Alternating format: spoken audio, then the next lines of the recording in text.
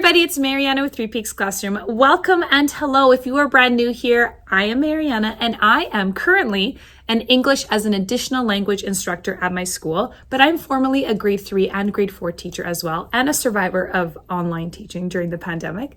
I love to make helpful YouTube videos for other educators just like you. Happy New Year. I hope you all had a wonderful and restful break. This is my first video in 2024. I am kicking off season 4, wow, of my YouTube channel with today's episode. In today's episode, I want to talk about my reader's notebook, writer's notebook, and grammar and conventions notebook. And of course, I came to school to film this YouTube episode and I forgot my notebooks at home, but I will take videos of those and I will put them into this video. But I want to talk about how to organize all of the materials to set yourself up for success for the year. I work with some amazing teachers, and they went ahead at the beginning of the year and they printed off all of the materials for all of their students in all of the classes together. And so they have everything ready to go for the entire curriculum, for the entire grade 4 curriculum, I should say, and for all of their students. There's a lot of students at our site. They have it all ready to go, but they did not get a chance to prep the materials. By the way, I'm sitting on a hokey stool, so if I'm wobbling around, that's why. But they haven't had a chance to prep all their materials. And so I thought I would come in during the break. Actually, it's quiet, no one's here. And I would organize all of their materials for them so that when they come back from break, everything is ready to go on their desks. How awesome is that? Now, everybody organizes things a little differently. What this teacher decided to do is she decided to print off little tiny sheets of paper to show what the example in the notebook would look like. And then she went ahead and printed all of the materials ready to go for all of her students. And what she does is she cuts everything out. She puts this at the front, and then she binder clips it together so that this is like a lesson that's ready to go. Everything is cut out, and there's an example here. Now, I've done this for many years. I use my language arts notebooks for many years now. And so I actually have a physical exemplar that I use to show my students. I put it under my document camera and I show them. So I have that, but this is a teacher who's teaching grade 4 for the first time. So she has not yet created her ELA notebook. And so she has these little pieces of paper, but I'm assuming that while the year is going, she will be creating her own as well. And the students she'll be modeling it for the students and they will be creating it as well. So I'm going to show you how I like to organize my materials that makes sense for me, but I'm also going to organize it for her the way she had it organized because I don't want to mess up her system or anything. So the way that I would organize my materials is I would get a binder, a large binder, and I would have it sectioned into the 3 sections. So reader's notebook, writer's notebook, and grammar conventions, because you're going to prep all the materials ahead of time. And then I buy these plastic sleeves from Amazon, but I've also gone to the reuse center and they have a ton at the reuse center as well, if you're lucky. Sometimes it can be hit and miss, but sometimes I've grabbed whole handfuls of these plastic sleeves and you're gonna put them in.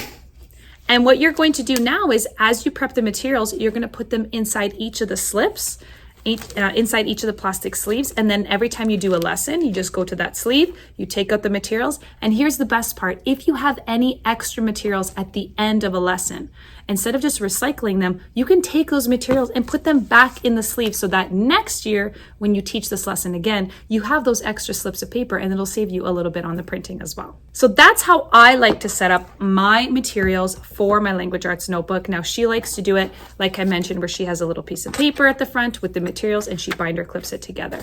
So I'm going to go ahead and I'm going to organize the materials the way I like to do it. And then I'm going to finish off by the way that she likes to do it. Okay, now normally I would have the actual language arts notebook here, the physical copy, but I didn't bring it with me. So I went ahead and I found an old version. So this is the outdated version, but I went ahead and I printed a color copy. This is the very first lesson, by the way, in the reader's notebook. Students are learning what is a just right book for them. This is the actual updated copy, but they are learning that books can be too difficult for them, just right, or they're easy. So what I would do is I would put this in my plastic sleeve.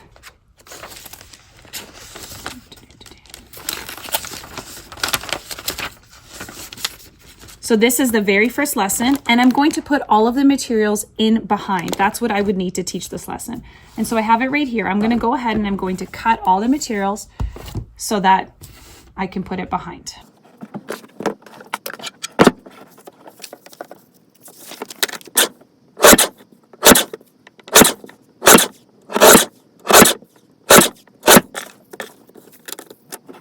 Okay, so you can see that I cut these pieces of paper and they're not perfect. Like if I bring up an example here, you can see there's a little bit of white margin on the bottom. You know, they're not exactly perfect. So when I hand these out to students, this is good enough. I tell them this is totally fine. You can glue this right into your notebooks. But if you want it to be more precise, I give them the option to cut this out as long as it doesn't interfere with my lesson. So if they're taking too long, then I take the scissors away and they just have to glue it in as is. But here we go. We have some strips ready to go. And I would take these, and the way that I organize my notebook is I would take these and I would put them in my binder. Here's the front page. So this is the lesson that we're going to be teaching. And then I would put the materials right here. Let's see if I can do that really quickly. I'm going to slip these pieces of paper in.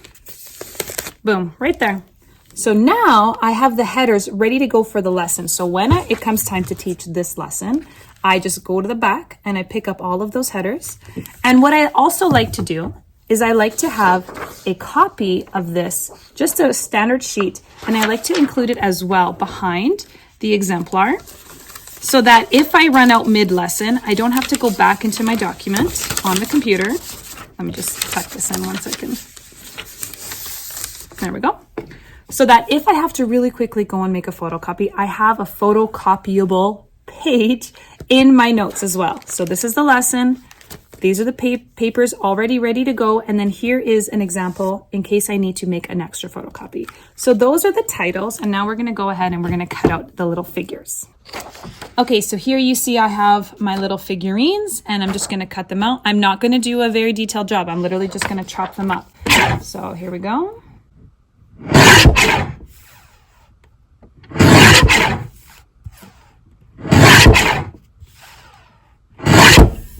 I'm not even going to worry about these large margins. The students can cut that out when they do it a little bit more carefully.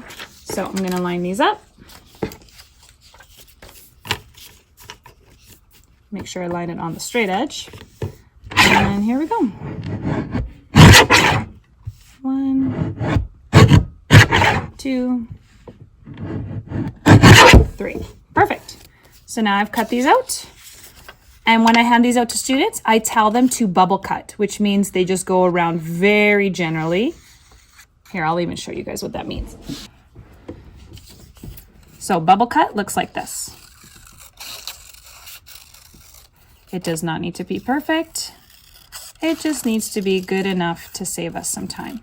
Because you know there's going to be students that are going to go in and they're going to want to cut exactly on the black line. But there's no time for that. So we do a quick bubble cut, and this is what the students would glue into their books. So I'm going to include this little bubble cut anyways, but here's my stack of little pieces of paper. So when I teach the lesson and we've handed out a title, then I go around and I hand out one of these little guys to everybody, and they do a bubble cut and they glue it in. So that way it saves me a ton of time.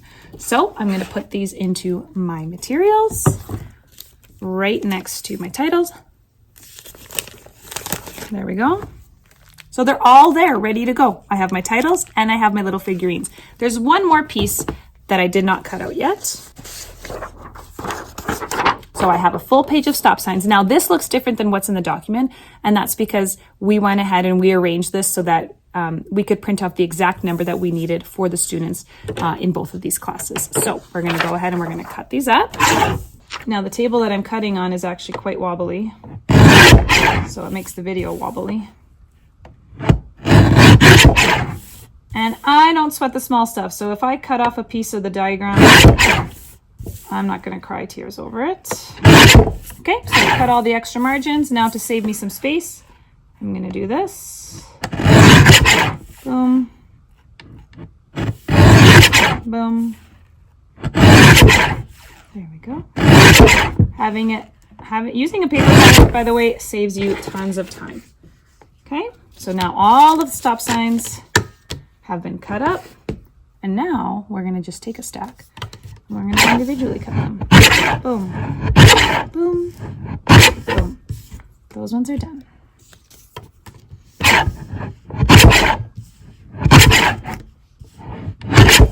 And of course, we're going to practice proper safety when we are working with a paper cutter. I've cut myself on a paper cutter. I feel like that's kind of like a rite of passage as a teacher. There we go. So the stop signs are already ready to cut. Ready, cut. And just so I don't have to fish around for them. There, paper. We'll clip those together. So here I have the materials all ready to go. If I want to teach this lesson, let's say first thing Monday morning when we come back from our break, and I want to teach what is a Just Right book for me. I have the exemplar here, so I know exactly what the notebook is going to look like. And I have all the pages ready to go. I have my photocopy sheets ready to go in case I need to make extra copies, but I've gone ahead and I made photocopies enough for everybody. Here is the title page, the title strip that goes at the very top. This is what's connected to the program of studies here in Alberta. And then I have the 2 little decals. Now, one comment I've seen a lot about my language arts notebooks is that it takes students a long time to assemble these. Like, it would take a long time for students to do this page.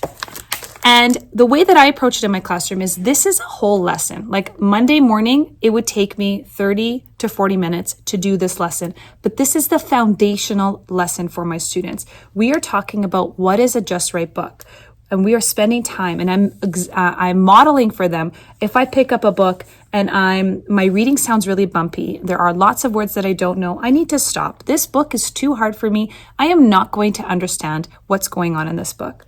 And then I'm modeling what is a downhill book. You know, this book, I love to read downhill books. They are easy for me to read, but they're not challenging me as a reader. So I can easily read a downhill book whenever I want. But to become a better reader, I need to read a book that is just right for me. That is a book that is challenging enough. So when I'm reading, there are a couple of words in the story that I don't understand, and it takes some time for me to figure it out using context clues and things like that. And so reading is mostly smooth when I'm reading Just Right books, but this is what's going to help me become a better, more fluent reader. So I know that it might seem like this takes a long time to set this all up, but literally all you're doing is sitting and cutting. I would be throwing up Netflix, and I would be sitting with my little paper cutter at home, and I would be cutting everything up and getting it ready for the next school year. But here's the beauty. I would imagine that getting all of the materials prepped and ready to go for the entire year will take me maybe 1 hour. So think about that. 1 hour of prep sets up your entire reading curriculum, writing curriculum, and grammar and conventions. It's all ready to go. You don't have to worry about coming to school Monday morning and photocopying and cutting things out because it's all ready to go. You just grab the materials and you go. And what I love about creating my own exemplar notebook is that I can use it under the document camera. But if you don't want to make your own version, you can do what I did just here. You can print off a colored copy and just have it ready to go. And you can also use this under your document camera as well if you want to save yourself some time. So now that I'm creating this for my colleague, she wants to have it set up where she uses this as the front page. And she has her title strips ready to go. So we're going to put that behind.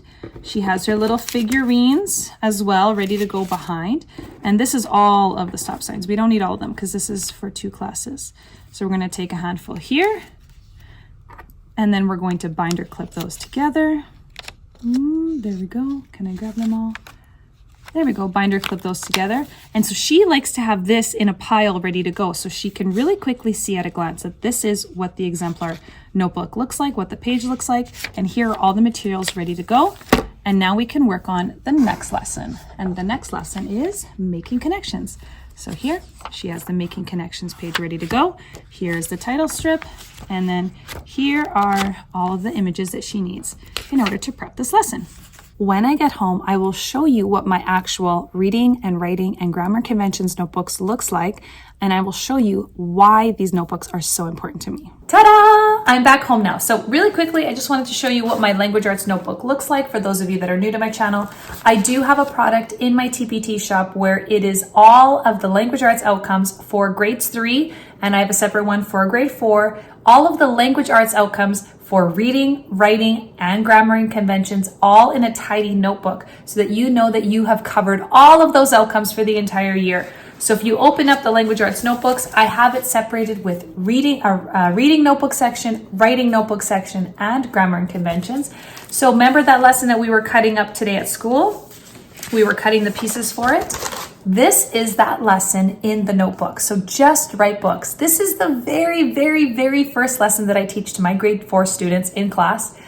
And it talks about how to pick a just right book for you. And we talk about this. This is the foundational lesson. And then here are all those little pieces that the students will need for them to complete this page and this lesson. And if I look carefully, these are the exact outcomes that are aligned to the brand new grade 4 Language Arts Alberta curriculum. So if I flip to the next page, the next lesson that I would teach my students is making connections. And again, this and this are printables that I would get ready ahead of time. I brought all those materials home, by the way, so I will be getting that ready for my colleague. And then it continues on. So these are all the different reading strategies that students in grade 4 need to know by the end of the year.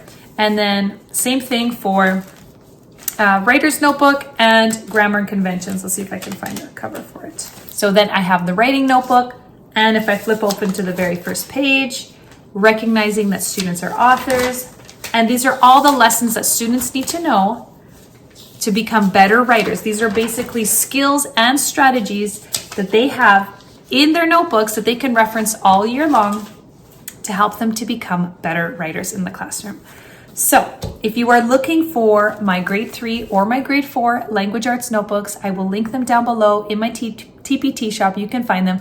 I am also this year planning to add a grade 5 language arts notebook as well to my TPT shop. So stay tuned for that. Thank you so much for watching, everybody. I hope you enjoyed this lesson. Welcome back to a fresh new start at school. In next week's episode, I'm going to be kicking off a little mini series where I'm talking about the differences and the importance of teaching phonemic awareness and phonics. And I go through what each of those means. I go through each of those progressions in detail, and I give you quick little activities that you can do every step of the way as you build up your students' ability for reading and writing. So thank you so much for being here. Don't forget to subscribe if you haven't already, and I'll see you guys in the next episode. Bye.